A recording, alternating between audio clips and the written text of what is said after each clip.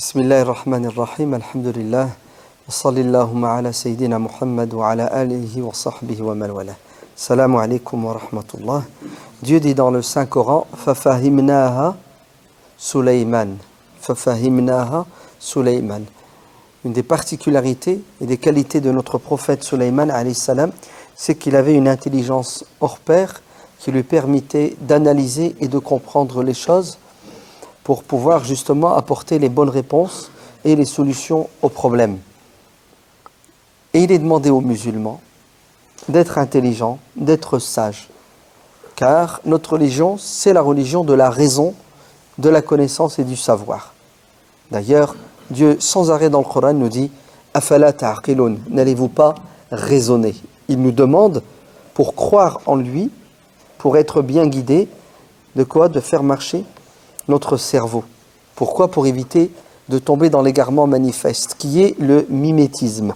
C'est-à-dire récupérer l'héritage de nos parents, par exemple, qui contient des choses véridiques et d'autres moins, et de le prendre pour argent comptant et de le suivre. L'islam nous dit de tamiser ce que l'on voit, ce que l'on entend, ce dont nous héritons, pour garder ce qui est vrai, ce qui est utile et ce qui est bon. Le reste, on le met à quoi? On le met de côté. C'est ce qui nous permet d'avancer et d'évoluer. Ainsi, notre prophète alayhi salatu wassalam dit dans un hadith authentique, rapporté par Abu Daoud, aussi Tirmidhi, l'imam Ahmed, Rubba hamili fiqhin laysa bifaqih. Rubba hamili fiqhin laysa bifaqih. C'est-à-dire, il y a des gens qui ont des connaissances, mais ça ne fait pas d'eux des savants. C'est pas parce que tu as appris des choses, tu les as retenues et tu les récites sans erreur, que ça fait de toi quelqu'un de savant, c'est-à-dire quelqu'un qui a compris, qui a cette faculté, de capacité d'analyser cet héritage que tu as, intellectuel. Pourquoi? Pour en tirer l'essentiel qui va être utile.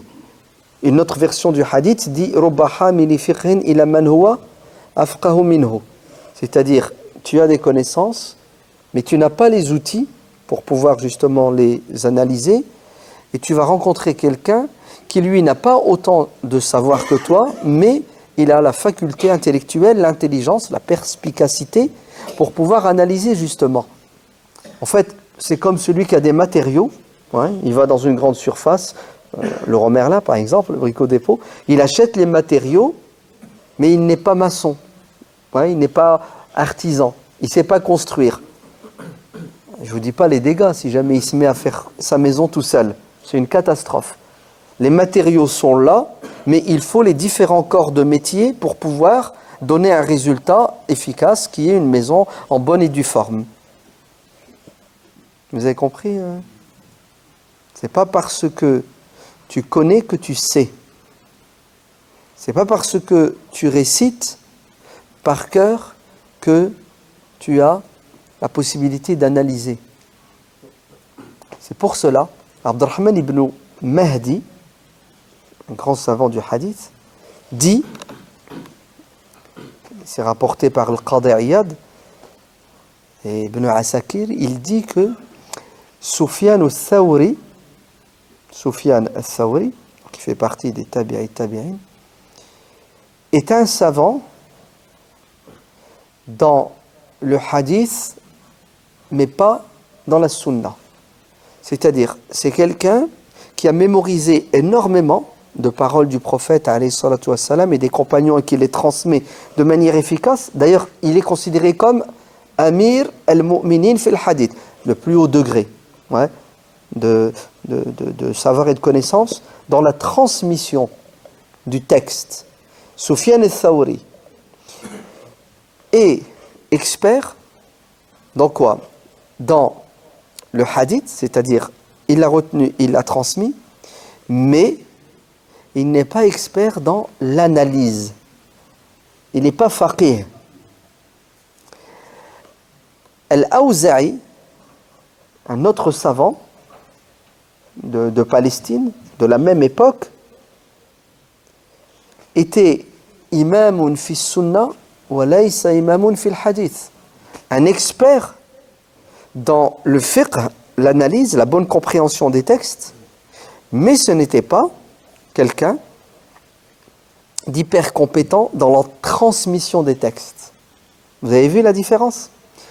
Quant à l'imam Malik ibn Anas, il est expert dans al-hadith ou al-sunnah.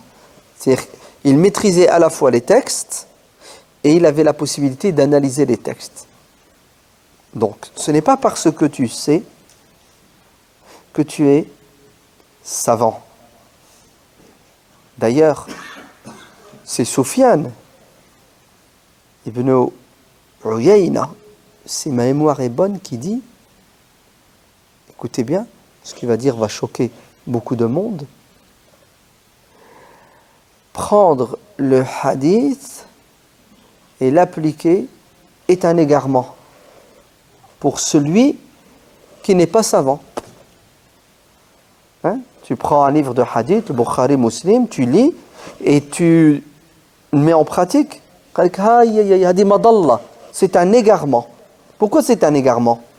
Parce que tu n'es pas savant pour bien comprendre et analyser. نعم.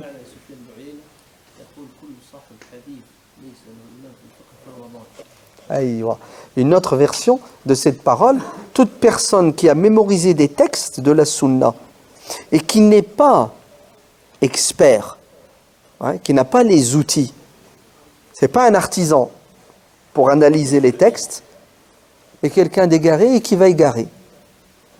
Eh oui, vous vous rendez compte? C'est pour cela le dicton qui dit pour être bien guidé, il faut le Coran et la Sunna n'est pas tout à fait véridique. Il faut le Coran et la Sunna et une bonne compréhension du Coran et de la Sunna. C'est comme si vous ramenez quelqu'un qui est malade et vous le mettez dans une pharmacie, tu lui dis vas-y, il y a des médicaments, soigne-toi. Il fait quoi, m'skin? Déjà il est perdu, c'est ça.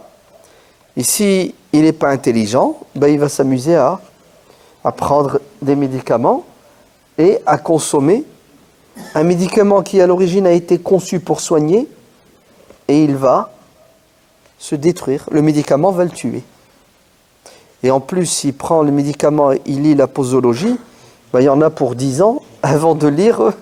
Ouais, il a le temps de mourir. En fait, il faut qu'il passe par qui? Par le médecin. Le médecin d'abord. Il passe par le médecin qui lui fait une ordonnance et le pharmacien va lui donner le médicament prescrit par le médecin. Et ça évite des accidents, des intoxications. Oui. Et il faut quoi?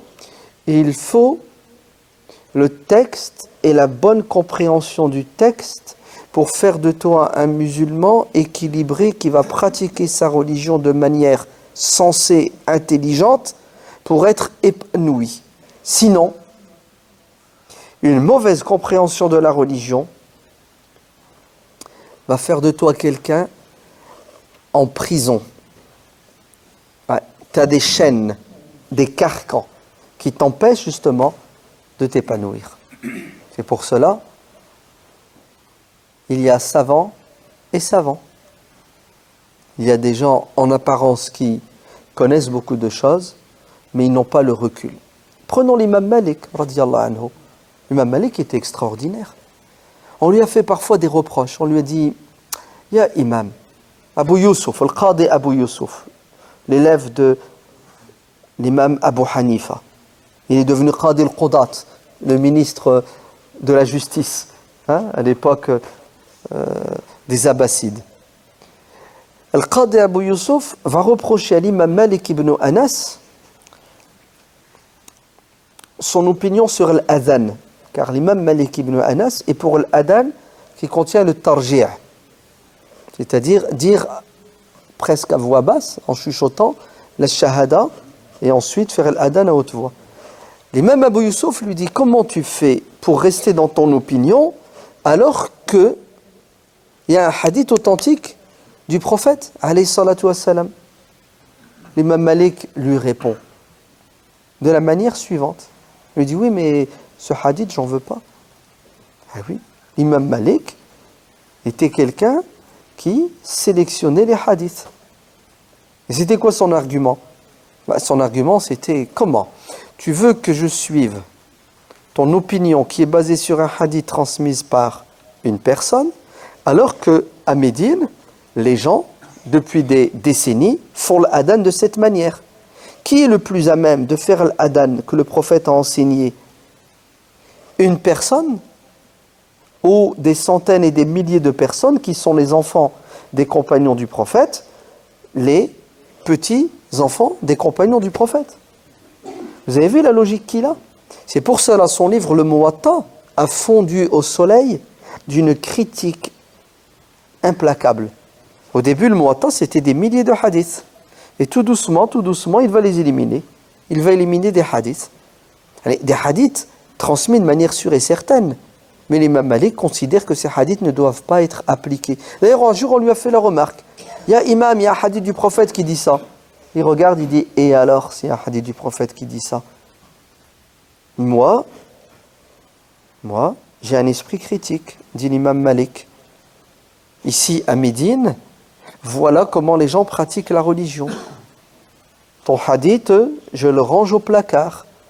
Et il a mis de côté des dizaines et des centaines de hadiths, parce que l'imam Malik avait une approche critique. Vous entendez? Critique. De quoi? Du texte, à la lumière de fondements juridiques, usul, qawa'id. Et entre autres, chez l'imam Malik, il y avait ce qu'on appelle, il y a toujours, amalu ahli al-Madina.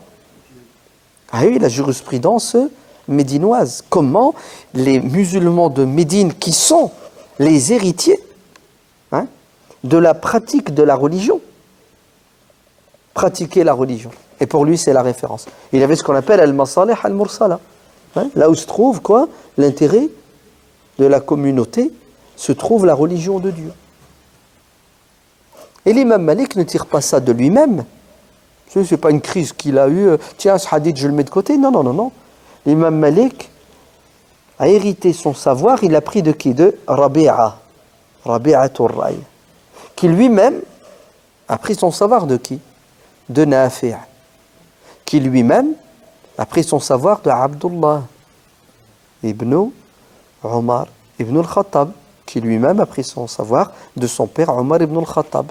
Oui, c'est ça le fiqh de Omar ibn al-Khattab. Compréhension intelligente du texte, à la lumière de quoi? À la lumière des objectifs nobles de la religion. C'est pour cela, le mot sunna, il ne faut pas le sortir à toutes les sauces. Parce que parfois, vous lui donnez un sens qu'il n'a pas et qu'il n'a jamais eu.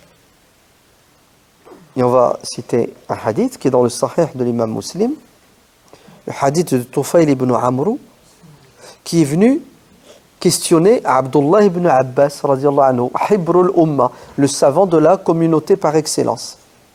Tufayl lui dit, Abdullah ibn Abbas, yaz'umu qawmuka, ton peuple, c'est-à-dire les Qurayshites, les Mécois,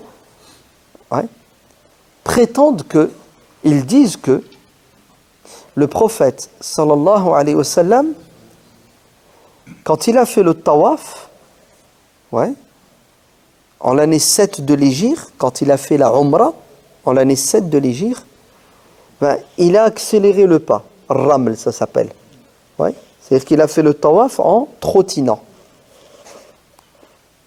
Ton peuple, les témoins, les Mécois disent que le prophète, il a fait le tawaf en accélérant le pas et que c'est une sunna. Le prophète l'a fait, donc c'est une... C'est ça. Le prophète, quand il fait quelque chose, on dit c'est une sunna. Oui? Non. Donc, écoutez bien. Tufayl dit, Abdullah ibn Abbas, les Mécois disent, sont témoins, que le prophète a fait le tawaf en accélérant le pas. Et que c'est une sunna.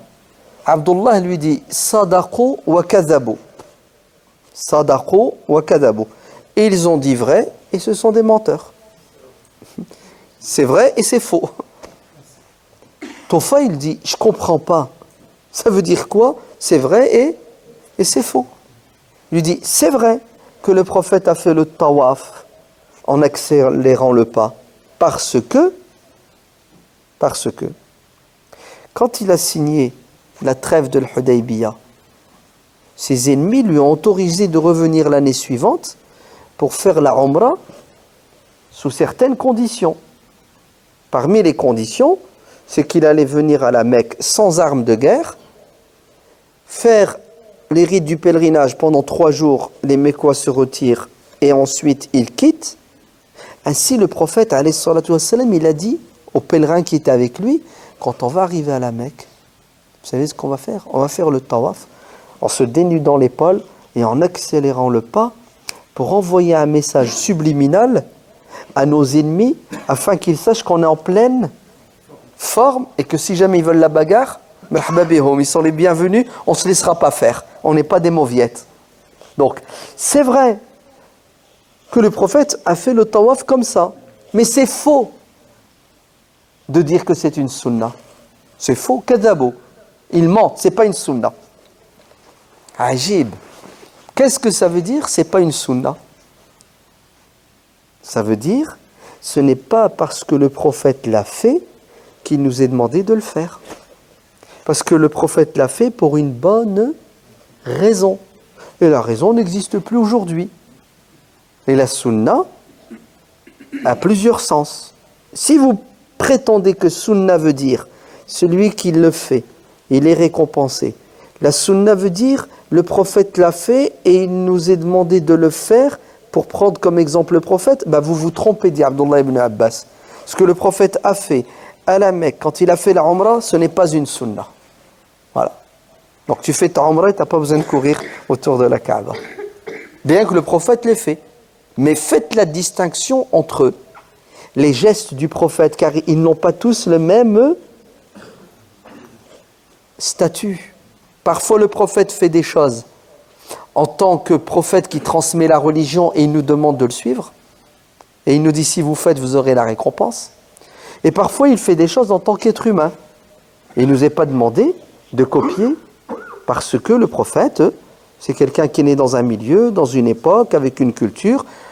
C'est un être humain avec des goûts, des couleurs, des envies, Ainsi, il est exemple et modèle recommandé de suivre, ou obligatoire, ça dépend, dans un domaine particulier qui s'appelle le domaine religieux.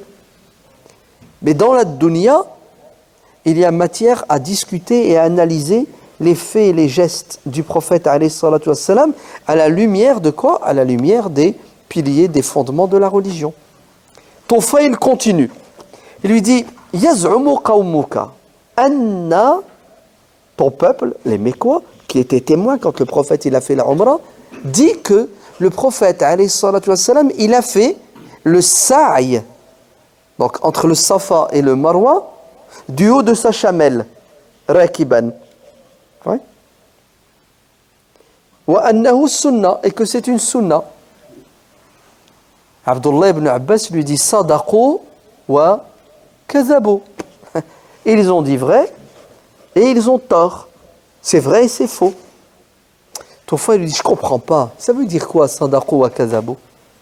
Effectivement, lui dit Abdullah ibn Abbas, le prophète a fait le sa'i du haut de sa chamelle parce que, donc là il donne une explication, une raison. Parce que il y avait beaucoup de monde. Et les gens étaient autour de lui et on ne le voyait pas. Et le prophète voulait être visible pour être entendu, pour leur enseigner les rites. Kazabo, c'est pas vrai, ce n'est pas une sunna. C'est-à-dire, c'est parce que le prophète a fait le tawaf sur sa monture qu'il nous est demandé de faire le tawaf sur notre monture. D'ailleurs, on aurait du mal. Ouais, passage. Ce hadith, vous êtes bien d'accord que il est une preuve indiscutable sur le fait que le terme sunna ne doit pas être pris et compris d'une seule manière. Il a plusieurs sens, occurrences, ça dépend. Ainsi, distribuer la sunna à toutes les sauces, ce n'est pas une bonne compréhension de la religion. Parce que vous allez restreindre le champ de l'autorisé, du mubah. Et vous allez faire de choses qui ne sont pas religieuses, des choses religieuses. Vous allez mélanger le din et ce qui n'est pas du domaine du din. Tout simplement. Par exemple, le hadith dit que le prophète sallallahu alayhi wa sallam, il aimait bien porter le qamis, donc une longue robe. En plus, il aimait bien la couleur blanche. Et tu me dis, c'est une sunna. Sadaqta wa kadabta. Tu as raison, effectivement. Le prophète aimait bien et s'habillait comme ça. Pas uniquement d'ailleurs. Le prophète, il lui est arrivé de porter des vêtements de couleur verte, rouge. Ouais. Donc vous voyez bien qu'il ne faut pas restreindre le champ. Et deuxièmement, c'est pas vrai. C'est pas une sunna, au sens où sa tenue vestimentaire avait une dimension religieuse. Elle n'a pas une dimension religieuse. Le prophète s'habillait comme ça parce que les Arabes de l'époque s'habillaient comme ça. Et s'il aime le blanc, la couleur blanche, c'est parce que c'est son goût. Moi, j'aime pas le blanc. Moi, j'aime le noir, tiens. Vous avez compris comment il faut voir les choses? Oui. Ce n'est pas parce que le prophète sallallahu alayhi wa sallam a fait ou dit quelque chose que c'est automatiquement religieux. Non, le prophète avait plusieurs casquettes. Ouais. Il avait plusieurs casquettes, plusieurs rubans si vous voulez. Ouais. C'est pour cela, un grand savant malikite qui s'appelle Shihabuddin al-Qarafi, il a écrit un livre. Il a écrit un livre pour enseigner qu'il faut distinguer tasarrufat an-nabi, les comportements du prophète sallallahu alayhi wa sallam. Le prophète était un chef d'État. Et oui, le prophète était un messager. Le prophète était un être humain, comme tout le monde, avec une culture, avec une éducation, avec des goûts et des couleurs. Ainsi, l'imam al-Qarafi est bien avant lui. D'ailleurs, le premier qui est allé dans ce sens, et on a un texte, c'est le grand Ibn Qutayba, Ad-Dinawari, Ibn Qutayba. Il a un très bon livre qui s'appelle Mushkilul Hadith, où il répond aux rationalistes qui rejettent la sunna sous prétexte qu'elle est contraire à la raison. Ibn Qutayba leur répond avec des arguments, et dans son introduction, dans son livre, qu'est-ce qu'il dit? Il dit, attendez, on va d'abord se mettre d'accord sur ce que ça veut dire la sunna. La sunna a plusieurs sens. Les muhaddithun lui donnent un sens. Les fuqaha, un sens. Ulama usul al-fiqh, un sens. Ulama al-aqida, al-mutakallimun, un sens. Les historiens donnent un sens à la sunna. Les spécialistes de la transmission du texte religieux lui donnent un sens. Les jurisconsultes lui donnent un sens. En fonction de ta spécialité, le terme sunna signifie quelque chose qui ne signifie pas quand tu l'utilises dans un autre domaine. Par exemple, pour les fuqaha, le terme sunna signifie ce qui n'est pas obligatoire, ce qui est recommandé. Si tu le fais, tu es récompensé. Si tu ne le fais pas, tu n'es pas puni. Pour les savants spécialistes de la aqida, de la croyance, le terme sunna signifie la religion droite, et non pas l'égarement. Le terme sunna pour les historiens, les muhaddithun, c'est ce que ça signifie? Tout ce qui a un rapport avec le prophète. Ce qu'il a dit, ce qu'il a fait, ce qu'il a approuvé, l'histoire, sa biographie, l'histoire des compagnons, de sa famille, tout ce qui touche au prophète, ils ont appelé ça sunna. Mais regardez, pour les savants spécialistes des fondements du droit, ce qu'on appelle usul, usul al-fiqh, c'est ce que veut dire le terme sunna. Le terme sunna signifie chez eux les actes, les paroles ou les approbations du prophète qui peuvent servir, écoutez bien, comme preuve pour interdire ou autoriser, rendre obligatoire quelque chose. C'est-à-dire, on peut en tirer une loi. Par exemple, l'imam al-Bukhari, rahimahullah, a écrit un livre qui s'appelle Sahih. En fait, c'est pas tout à fait ça le titre. Le titre est beaucoup plus long. Ça, c'est juste un résumé. C'est comme ça qu'on l'appelle. Dans son livre, le Sahih, à un moment donné, il dit que le prophète, sallallahu alayhi wa sallam, il avait une mule, un âne. Ouais, d'accord. Il avait une chamelle. Très bien. Est-ce que parce que le prophète avait une chamelle, ou une mule et un âne, et que c'est une sunna d'avoir une chamelle? À un moment donné, dans la sira du prophète, il dit que le prophète avait une chèvre. Il l'a trayée.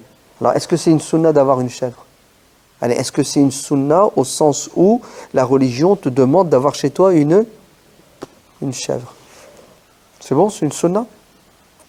Et pourquoi ça ne serait pas une sunna? Eh bien oui.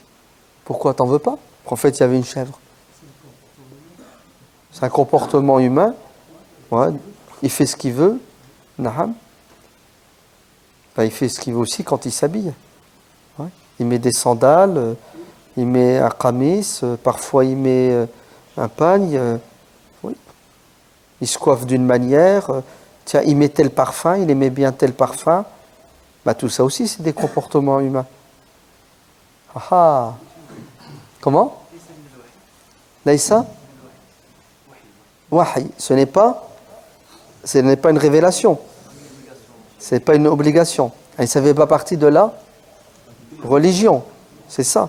Donc ça veut dire quoi? Ça veut dire que le prophète, à un moment donné, il fait des choses qui font partie de la religion, et à un moment donné, allez-y, il fait des choses qui ne font pas partie de la... C'est ça. Bah attends, Dieu dit dans le Coran, in huwa illa wahyun wa ma yantiqu anil. Yallah, tu dis quoi maintenant?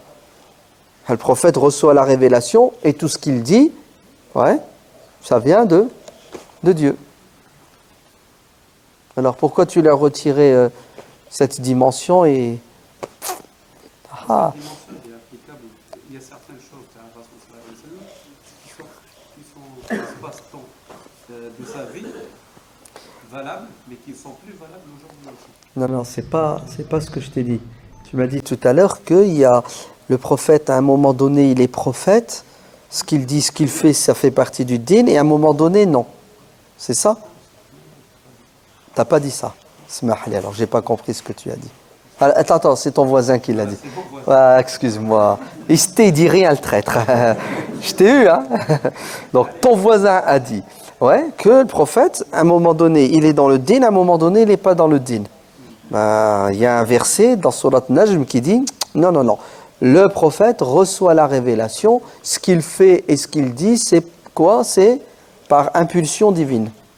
D'accord? Donc, tout ce que le prophète fait et dit, ça vient de Dieu. Ouais. En vérité, je t'ai arnaqué, mon frère. Si, je t'ai arnaqué. Parce que ce verset du Coran ne veut pas dire ça. On l'utilise à mauvais escient parce qu'on ne le comprend pas et on ne va même pas voir ce que les savants disent sur ce verset. Hein? Tabari, il explique le verset, il ramène les paroles des sahaba, des tabi'in, pour dire que ce verset signifie que le Coran que le prophète récite ne vient pas de lui, mais il vient de Dieu, tout simplement. Mais ça ne veut pas dire que le prophète, 24 heures sur 24, quand il parle, c'est Dieu qui parle à sa place. Ça ne veut pas dire ça. C'est n'importe quoi. Et d'ailleurs, les kuffars de la Mecque, ses ennemis, ils n'avaient pas un problème avec le prophète en tant qu'être humain qui leur parle. Ils avaient un problème avec le prophète qui parle au nom de Dieu. Mais lui, en tant que citoyen qui parle, ils n'ont pas un problème avec lui. Ils ont un problème quand il leur dit que ça, c'est la parole de Dieu. Et ils l'ont accusé d'être un magicien, un sorcier, un devin. Et Dieu a dit, arrêtez. Vous savez, ces paroles qu'il impute à Dieu, elles sont réellement une révélation.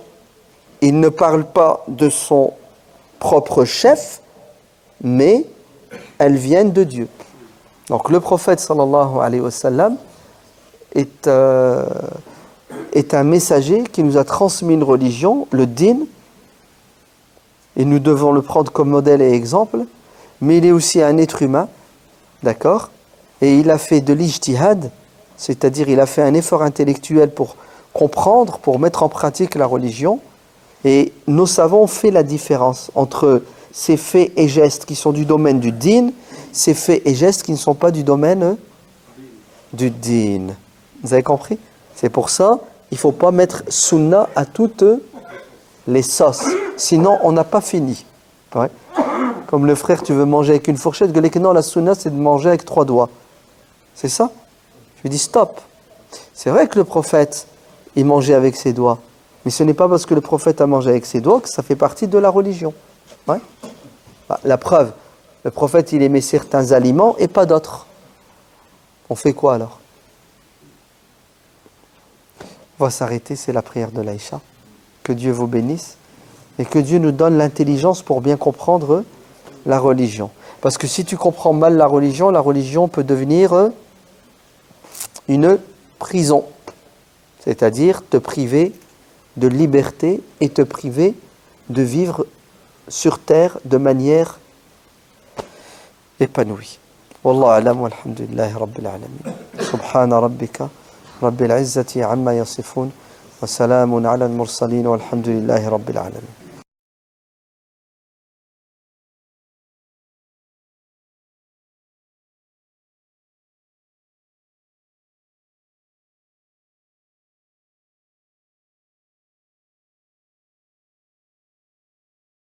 Alhamdulillah, wassalatu wassalamu ala rasulillah wa ala alihi wa sahbihi wa man wala. Un des piliers de cette religion, d'ailleurs ce qui la distingue des religions précédentes, c'est la facilité et la souplesse. Dieu tient compte de notre faiblesse, parce que c'est lui qui nous a créés. Il sait mieux que quiconque ce qui est bon et ce qui est mauvais pour nous. Il sait mieux que quiconque ce que l'on peut supporter et ce qui est insupportable pour nous. Ainsi, la charia, la voie que Dieu nous a tracée, est en parfaite conformité avec nos capacités de quoi? De la pratiquer. C'est pour cela que le prophète sallallahu alayhi wa sallam est venu alléger l'islam des carcans que devaient porter et supporter les communautés précédentes. Ainsi, l'islam sous sa forme mohammedienne est un islam qui reflète la souplesse, la facilité. Pourquoi? Parce que cette religion n'a pas pour objectif de punir l'être humain. Car quelqu'un qui doit supporter l'insupportable, en fait, subit un préjudice. Donc l'islam n'est pas venu pour nous mettre dans la gêne, dans la difficulté. Au contraire, Dieu dit à plusieurs reprises, dans plusieurs versets du Coran, وَمَا جَعَلَ عَلَيْكُمْ فِي الدِّينِ مِنْ حَرَجٍ. Dieu ne veut pas que vous connaissiez la gêne à cause de la pratique de la religion. En d'autres termes, pratiquer la religion, et dès qu'une pratique vous met dans la gêne, à ce moment-là, vous sortez quoi? Vous sortez un joker qui s'appelle la rukhsa, la dérogation. C'est-à-dire vous devez quitter cette situation de gêne pour entrer dans la situation normale qui est la situation de souplesse, de facilité, d'accessibilité. La religion est accessible. Dès qu'elle ne l'est plus, sachez que vous devez faire quoi? Vous devez passer du statut de la difficulté vers le statut de la facilité. C'est un pilier, un fondement de l'islam. C'est quelque chose qui ne se discute pas. Parce que les versets du Coran sont nombreux.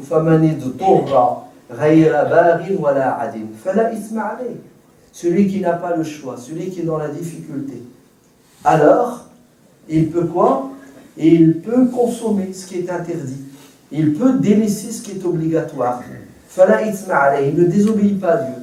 Parce que Dieu qui nous a dit de prier, alors, c'est lui-même qui nous dit, via son prophète sallallahu alayhi wa sallam, de regrouper la prière du Maghrib et du Isha parce que prier l'Isha à son heure effective devient quelque chose d'impossible ou de très difficile à accomplir.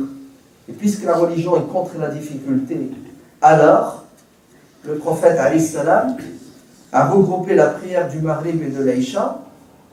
Et quand on a demandé à Abdullah ibn Abbas, son élève, pourquoi le prophète l'a-t-il fait, ce regroupement de prières, alors qu'il n'est pas en voyage et qu'il n'est pas malade, pour que les conditions atmosphériques étaient normales et naturelles, pourquoi? Qu'est-ce qui l'a poussé à regrouper les prières?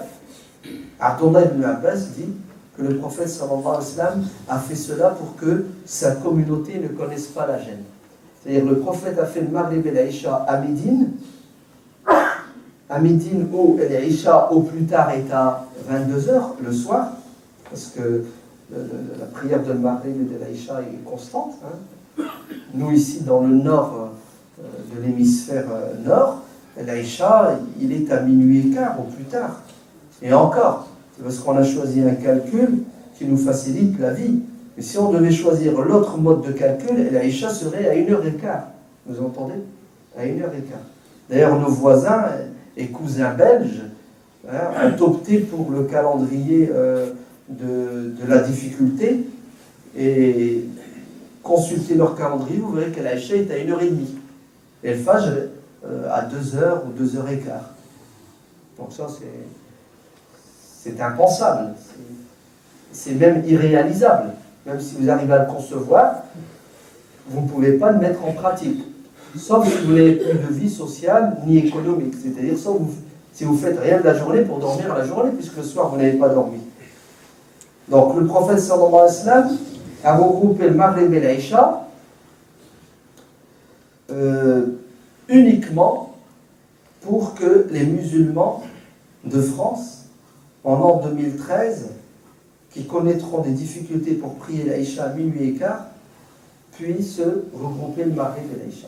Et le prophète était un visionnaire.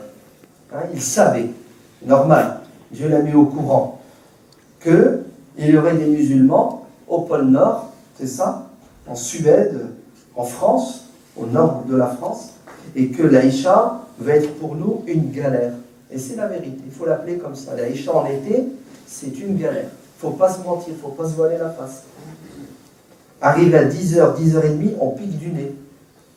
Il y en a même, ceux qui ont une hygiène de vie plus saine, vers 8h, 20h le soir, ils dorment. C'est ça? Et tu les trouves éveillés le matin à 5h. Et nous, bon, on est tenu de faire le Maghrib à l'heure. Et le Maghrib est à 21h30. Au mois de juin, solstice d'été, le Maghrib sera à 22h10. On fait comment? Surtout pour ceux qui assument leurs devoirs et qui travaillent toute la journée. Vous n'avez pas d'autre solution si ce n'est que de regrouper le Maghrib avec l'Aïcha. Et vous allez le faire sans gêne, ni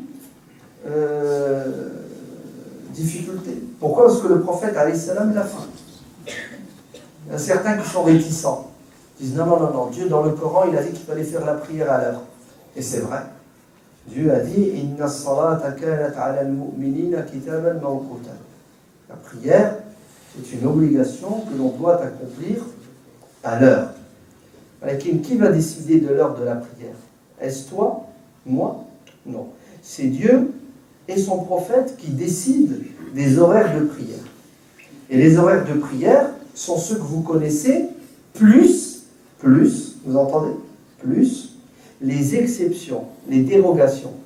C'est-à-dire, en été, quand on est dans la difficulté, le prophète sallallahu alayhi wa sallam nous dit, voilà, j'ai une solution pour votre galère.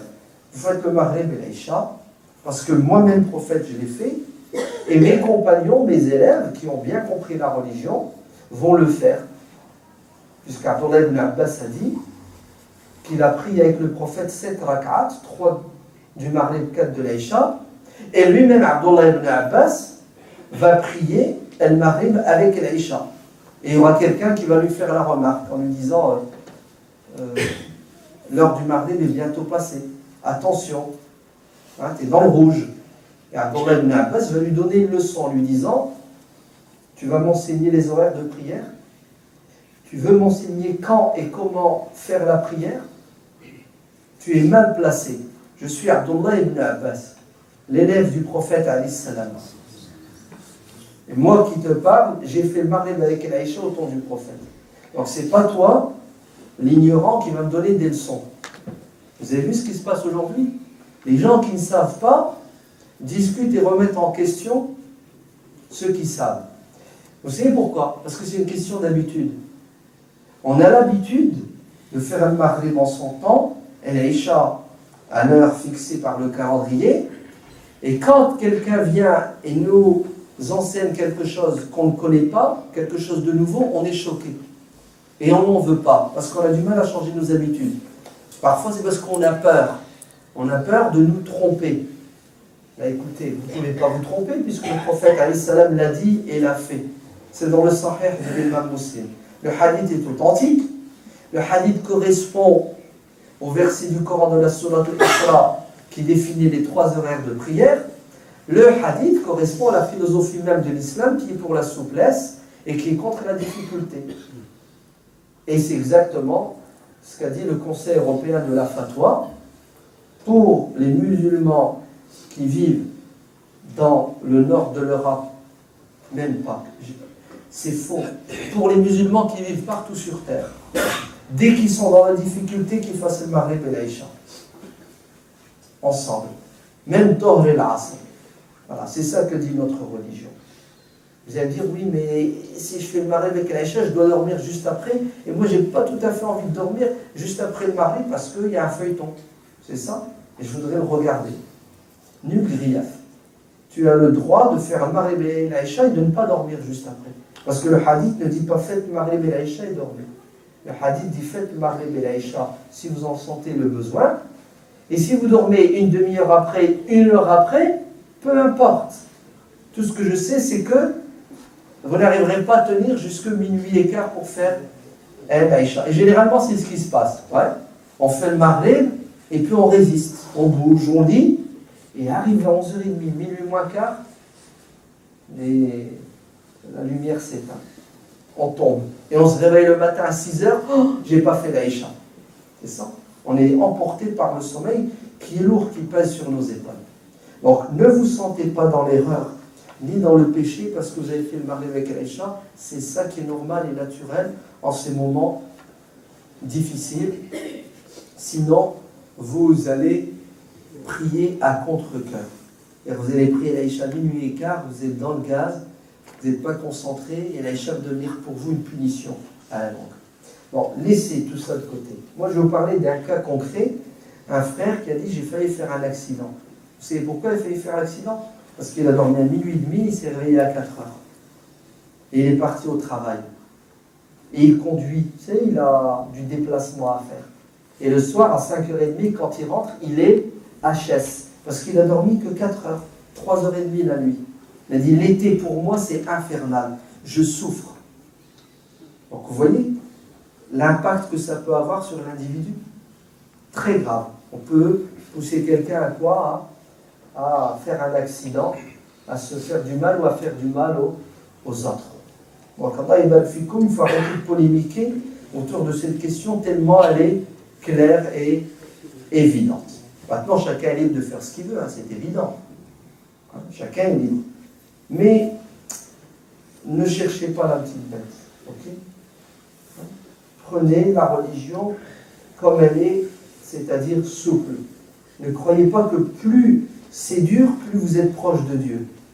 Plus vous souffrez, plus Dieu vous aime. C'est pas vrai. Dieu n'a que faire de votre souffrance. Dieu n'aime pas la gêne. C'est pour ça qu'il nous a donné des dérogations. D'accord?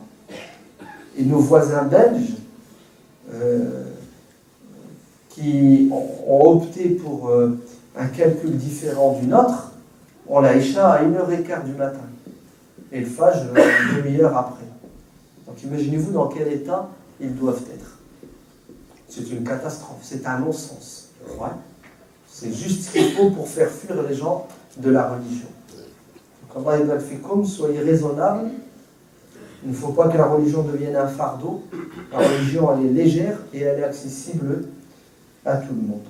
اللهم افتح علينا فتوح العارفين اللهم ارحم والدينا كما ربونا صغارا اللهم انبت اولادنا نباتا حسنا اللهم اعز الاسلام بنا واعز بالاسلام اللهم بارك في ارزاقهم اللهم تقبل صدقاتهم اللهم احفظهم في دينهم وفي دنياهم اللهم بارك في صحتهم وفي عقولهم وفي ايمانهم اللهم تقبل منا وخذ بايدينا اللهم لا تكلنا إلى أنفسنا طرفة عين اللهم انصر إخواننا المجاهدين في فلسطين وفي سوريا ومصر وفي كل مكان اللهم اجعلنا من الذين يعملون بما يقولون ويخلصون عندما يعملون ربنا آتنا في الدنيا حسنة وفي الآخرة حسنة وقنا عذاب النار سبحان ربك رب العزة عما يصفون وسلام على المرسلين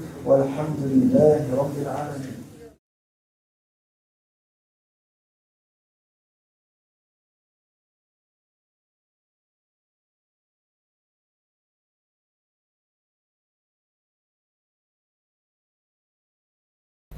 Nous ne sommes pas dans un pays catholique, nous sommes dans un pays laïque de culture catholique.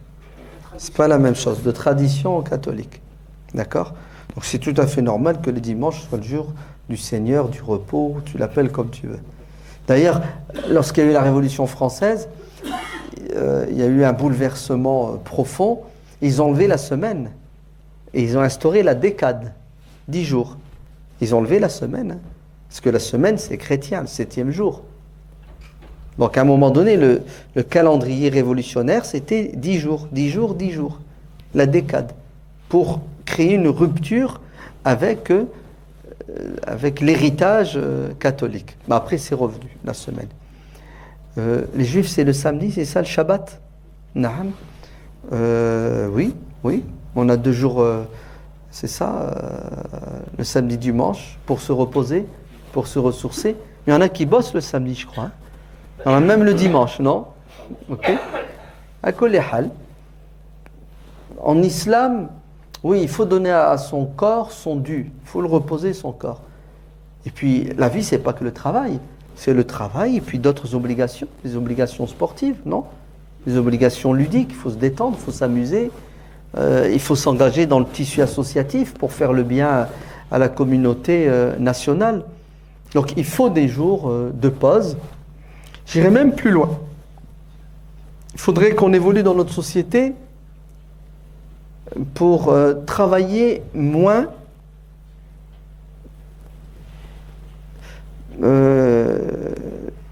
c'est-à-dire, par exemple, travailler de 6h du matin à midi. Comme ça, on a le reste de la journée. Pourquoi? Pour faire une sieste déjà, c'est très bon pour la santé, mais surtout pour s'occuper de nos femmes et de nos enfants. Parce qu'aujourd'hui, c'est quoi notre vie? C'est métro, boulot, dodo. On travaille 12 heures par jour avec les allers-retours. Si bien que quand on rentre, on est quoi? On est hors service. C'est ça? On ne peut plus s'occuper de nos femmes et de nos enfants. On dirait, subhanallah, qu'on est dans une société moderne où l'esclavage a pris une autre forme. Ouais. Tout ce qui intéresse les puissants, c'est la rentabilité. Ouais. Et c'est très dangereux. Ouais. Puisque la famille éclate. Elle n'existe plus. Très bien. Tu parlais du vendredi, c'est ça? Tu aurais souhaité que le vendredi soit un jour férié, comme le samedi, le dimanche, pour que les musulmans, après les bouddhistes vont demander le jeudi, c'est ça? Les homosexuels le mercredi, ouais, ouais. Donc, on n'est pas clair, il faut trouver un terrain d'entente, il faut trouver un équilibre. En tout cas, on est sûr d'une chose, c'est qu'il y a une loi, ouais, qui a été votée il y a déjà plus de 15 ans, je crois, qui s'appelle la loi des 35 heures. Ouais. Donc, si cette loi est bien respectée, normalement, à midi, tu as fini le vendredi. N'est-ce pas? À midi, tu as fini. À midi, vendredi midi, tu as fait tes 35 heures. Donc merci pour... elle est de chez nous, celle qui a fait passer la loi. Martine Aubry. Merci Martine, pour la loi des 35 heures qui nous permet d'avoir une après-midi de libre. RTT, c'est ça? Naam, une après-midi de libre pour s'occuper de nos femmes et de nos enfants et en tant que musulmans pour faire le Jumu'ah. C'est ça? Bon, allez, on va être réaliste et pragmatique. Tu veux le vendredi? C'est une question politico-politicienne, c'est tout. Vas-y. Tu n'as qu'à créer un mouvement de revendication pour le vendredi saint. Tu l'appelles comme tu veux.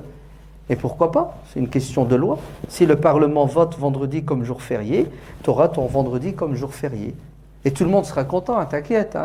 Musulman ou pas musulman, il n'y a personne qui crache sur un jour férié. Si, les patrons ne seront pas très contents. Parce que, bon, ils vont devoir payer.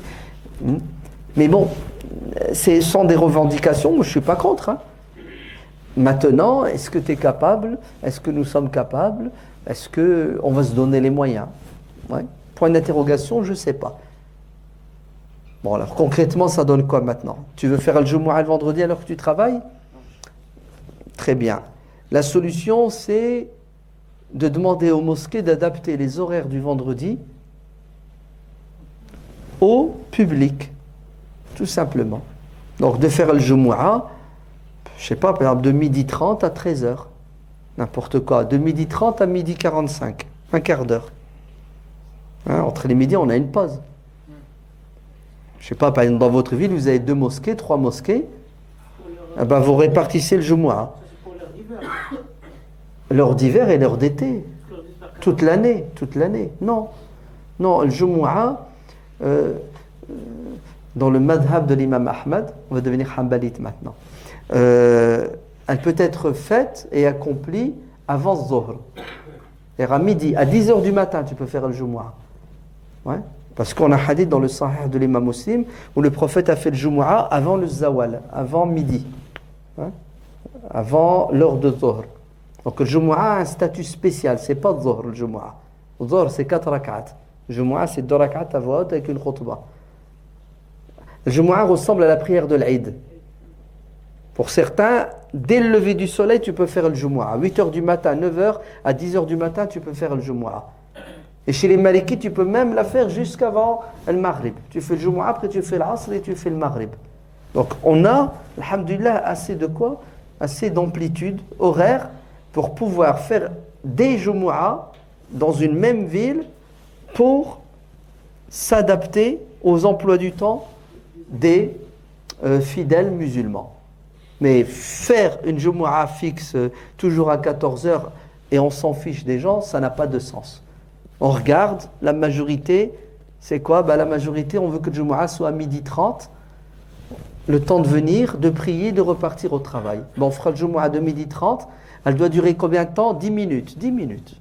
Bismillah, alhamdulillah, 2-3 messages clairs, nets et précis.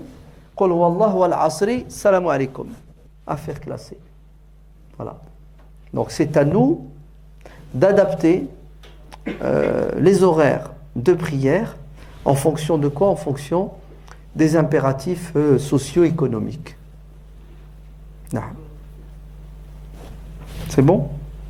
Écoute. Ils le font certaines mosquées, parce que oui. La mosquée de Massy, sur toute l'année, elle est fixée 13h30.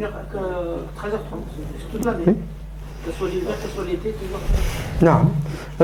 Donc les gens ils s'adaptent à ça. Fixons l'horaire qui nous arrange. Là, on est souple et malléable. Ce qui nous intéresse, c'est faciliter la pratique de la religion aux gens. C'est pas à l'imam de mener la danse.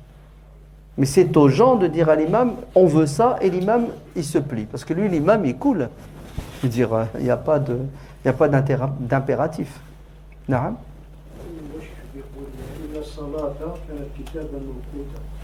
كانت على المؤمنين كتابا موقوتا.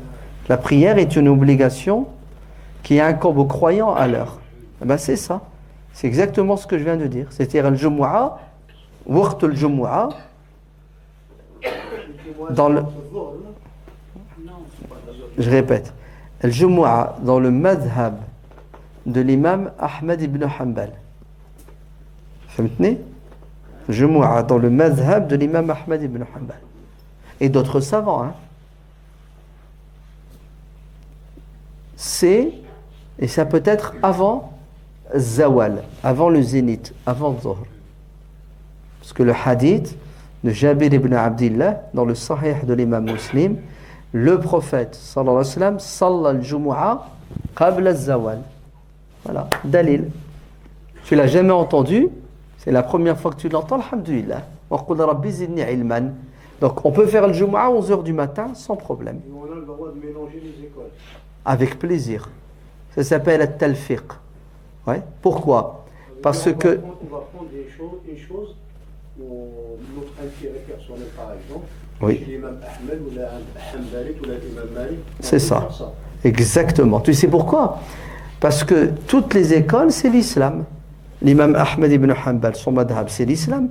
Il est basé sur le Coran et la Sunna. C'est pas logique. Alors, je vais t'expliquer la logique. L'imam Malik, c'est l'islam, puisque l'imam Malik se base sur quoi? Sur le Coran et la Sunna. L'imam Shafi'i, sur le Coran et la Sunna. Maintenant, il y a de l'ikhtilaf, fil fahm, dans la compréhension du Coran et de la Sunna. Et tu sais qu'est-ce que ça donne comme résultat? Ar-rahmatu wa taysir. De la souplesse, de la facilité et de la miséricorde. Voilà. Donc, si dans tel madhab, al-Jumu'a, avant le Zawal, elle n'est pas bonne, on va les voir à côté.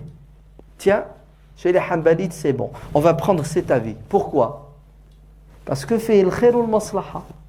Et c'est un avis qui est fondé, mebni ala sah, un avis qui est faux. Ouais. Donc, alhamdulillah, heureusement que c'est possible. Comme ça nous facilite la vie. Parce que si tu restes enfermé dans un madhab, tu vas rencontrer des difficultés. Ouais. Le din est basé sur la souplesse. Aïcha radiallahu anha a dit que le prophète sallallahu alayhi wa sallam, quand il avait le choix entre deux opinions, deux avis, deux décisions, il choisissait la plus souple. Aïsarhuma. Ce qui rend la vie la plus simple aux gens. Ouais. Le tashaddoud, c'est pas bon. Sinon, des centaines de gens ne feront pas le Jumu'a. Ah, la solution, vous arrêtez le travail. Vous quittez le travail pour faire le Jumu'a. Ouais. Il n'y a qu'un fou qui va dire ça. Non? Il faut être fou pour dire ça, non? Vous ne trouvez pas? Il faut être fou pour dire aux gens, vous quittez votre travail pour venir faire le Jumu'a. Il y a beaucoup qui n'arrivent pas à le faire. Hein? La ralbe? Tu veux que je te dise? Il ne peut pas faire le Jumu'a parce qu'on a des heures. Mais bien sûr. Il y a un hadith, il ne faut pas rater les 3 Jumu'at, il ne faut pas les rater. Celui qui rate 3 Jumu'at sans raison, il flirte avec l'hypocrisie. Est-ce que le travail, c'est une raison pour... Ben encore heureux, mon frère. Parce que si tu ne manges pas, tu crèves. C'est pas le Jumu'at que tu vas rater. Hein. C'est les 5 prières si tu crèves. Ben oui. Si tu ne manges pas, si tu ne paies pas ton loyer, tu vas te retrouver dehors avec ta femme et tes enfants. Ouais. Oh non, le din avant... Avant quoi? Vas-y, dis-le. Vous avez compris le dilemme? Et comme si travailler pour manger, pour payer le loyer, c'était pas obligatoire. Vous avez compris le mouchkil? La prière est une fin en soi. Non. Prière, c'est un moyen. Manger, c'est obligatoire, sinon tu moutes. Tu meurs si tu ne manges pas. Abu Barzat al-Aslami, radiallahu anhu, c'est l'heure de la prière. Il a un problème, c'est qu'il a son cheval avec lui. Il a nulle part où l'attacher. Tu sais ce qu'il fait? Allahu Akbar, et il tient son cheval. Mais le cheval, il ne fait pas la prière, lui. Le khushu', il ne connaît pas. Hein. Le cheval, il n'y a qu'une envie, c'est quoi? Ben, c'est de bouger, de se sauver, aller chercher à manger. Ben, tu sais ce que fait Abu Barzat al-Aslami? As-Sahabi. Il prie et tient le cheval Et le cheval l'emmène un coup à droite, un coup en gauche. Et il prie. Et il bouge avec son cheval. Le Khawarij, le Harouriya, les tarés là, nos extrémistes, ils étaient là-bas en train de le regarder, en train de prier comme ça, en bougeant dans tous les sens. Ils ont commencé à dire du mal de lui. Mais il est fou, c'est quoi cette prière? C'est n'importe quoi. Quand il a terminé la prière, salam alaikum, alaikum salam, il tient toujours son cheval, il va vers eux. Et il leur dit, je vous ai entendu. Je ne suis pas sourd. Hein. Vous savez qui je suis? Je suis Abu Barzat al-Aslami, le compagnon du prophète sallallahu alayhi wa sallam. J'ai participé aux côtés du prophète à 8 batailles. Anna. J'ai accompagné le prophète dans 8 de ces batailles. Wallah, le prophète n'était pas comme vous. Il était quelqu'un de dur. C'était quelqu'un de... Si je lâche mon cheval, tu sais, Allahu Akbar, je suis concentré, je lâche mon cheval. La prière avant mon cheval. Je fais comment pour rentrer chez moi?